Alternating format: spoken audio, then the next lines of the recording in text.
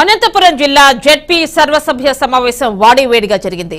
ఎన్నికల నోటిఫికేషన్ తో వాయిదా పడుతూ వచ్చిన జెడ్పీ సమావేశం ఎట్టకేలకు నిర్వహించారు. జిల్లాలోని జెడ్పీటీసీలతో పాటు అధికార పార్టీ ఎమ్మెల్యేలు, ఎంపీలు హాజరయ్యారు. అజెండాలోని అంశాలపై జెడ్పీ చైర్మన్ గిరిజమ్మ అధ్యక్షతన చర్చ సాగింది. గత 5 ఏళ్ల కాలంలో జెడ్పీ ఆధ్వర్యంలో చేపట్టాల్సిన గ్రామీణాభివృద్ధి పడకేసిందన్నారు. కనీసం తాగునీటి సమస్యను తీర్చలేకపోయారని మడకశిర నియోజకవర్గ ఎమ్మెల్యే ఎంఎస్ రాజు జిల్లా అధికారులను నిలదీశారు. గ్రామాల్లో ఎలాంటి పనులు జరగడం లేదని హిందూపురం ఎంపీ బీకే పార్థసారథి ధ్వజమెత్తారు.